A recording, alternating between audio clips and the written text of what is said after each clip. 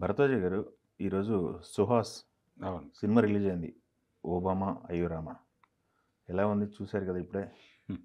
అంటే రామ్ గోదల డైరెక్ట్ చేసిన సినిమా ఇది. హ్మ్.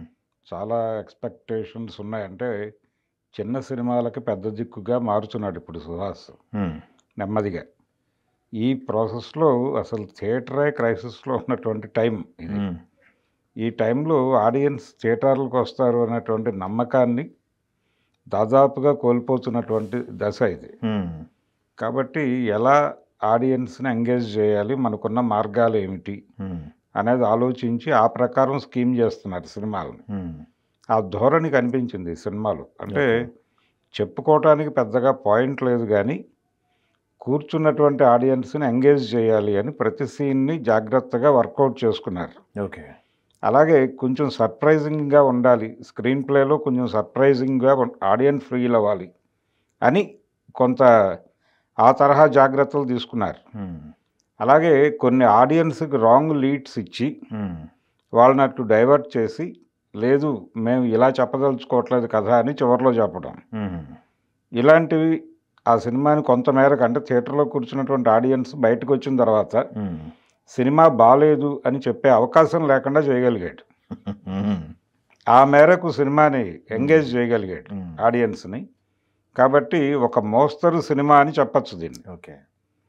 అంటే average cinema. Average to above average cinema. అంతకు మించి హ్మ్. ఇందులో డిస్కస్ చేయటానికి పెద్దగా పాయింట్ ఏం లేదు కానీ, హ్మ్.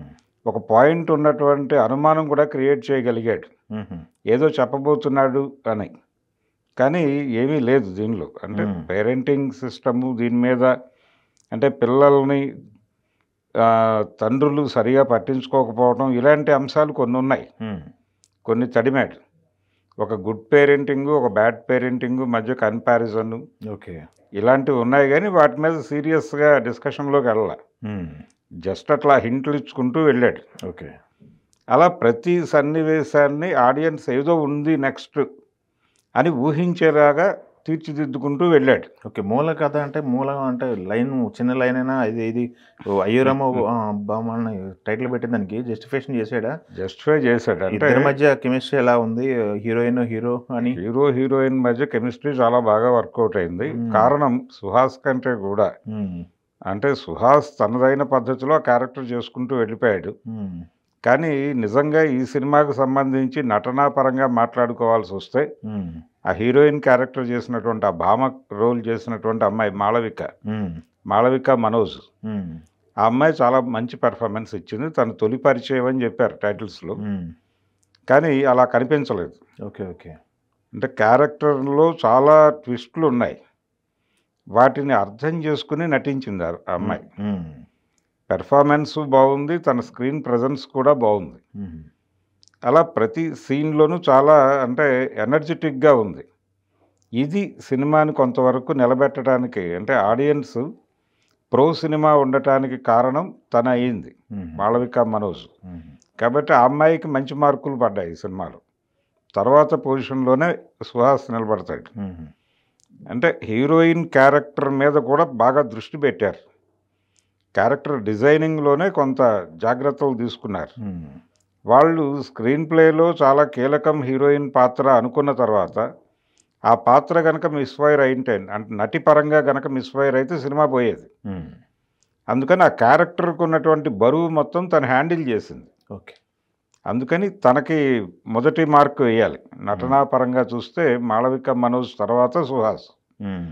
ఆ తర్వాత చాలా కాలం తర్వాత మనం 'నువ్వు నేను' ఈ సినిమాల్లో చూసినటువంటి అనిత ఈ సినిమాలో కనిపించింది. ఓహ్! ఓకే. ఓకే. హుహు. మదర్ రోల్‌లో. హుహు. తను కూడా మంచి పెర్ఫార్మెన్స్ ఇచ్చింది. హుహు. మదర్‌గా అంటే ఇక్కడ ఒక చిన్న కాన్‌ఫ్లిక్ట్ నడిపాడు. అంటే ఒక పెళ్ళైనటువంటి పురుషుడిని తెలియక పెళ్లి చేసుకొని పడేటువంటి బాధలు, వాళ్ళు పిల్లల్ని సరిగా చూడకపోవటం, నిరాదరించటం, దాని నుంచి పిల్లల్ని తను ఎలా ప్రొటెక్ట్ చేసుకోవడానికి ఆ మదర్ పడేటువంటి సంఘర్షణ, అది కొంత సీరియస్ ఎలిమెంట్‌ని నడిపారు. హుహు. ఆ ఏరియాలో తన నటన సినిమాని నిలబెట్టింది. ఓకే. ఆవిడ స్టూడెంట్ ఈ అమ్మాయి. హుహు. ఇలాంటి లింకులు ఇచ్చుకుంటూ మంచి స్క్రీన్ ప్లే రాసుకున్నాడు. హుహు. అలా ఎంగేజ్ చేయగలిగాడు. పాయింట్ ఏమి పెద్దగా డిస్కసివ్ పాయింట్ ఏం లేదు కానీ సినిమాలో అదేలేండి. కథ ఎంగేజింగ్గా ఉంది. కథ కాదు, సన్నివేశాలు, స్క్రీన్ ప్లే ఎంగేజింగ్గా ఉంది. అందుకని ఈ డైరెక్టర్కి నెక్స్ట్ ఇంకో సినిమా వచ్చేటువంటి ఛాన్స్ అయితే ఉంది. ఓకే. అయితే నాకు అనిపించింది ఏంటంటే వీళ్ళు థియేటర్ అనేది ఎంత కష్టపడినా కానీ 3 to 4 days అంతకుమించి మనం థియేటర్స్ నింపలేమనే విషయం అర్థమైపోయింది. రకరకాల రీజన్స్తో జనాలు రావడం లేదు. కాకపోతే థియేటర్ నుంచి ఒక పాజిటివ్ రెస్పాన్స్ కనుక రాబడితే ఓటీటీలో మంచి ప్లేస్మెంట్ దొరుకుతుంది ఓకే అనేది ఒక ఫార్ములాగా మారినట్టు అనిపించింది ఈ సినిమా చూశాక. అందుకని థియేటర్కల్ రెస్పాన్స్ పాజిటివ్గా ఉండాలి, ఓటీటీలో ఎంగేజింగ్గా ఉండాలి. ఈ రెండింటిని ప్రధానంగా తీసుకుని ఈ కథ తయారు చేసినట్టు అనిపించింది. ఓకే.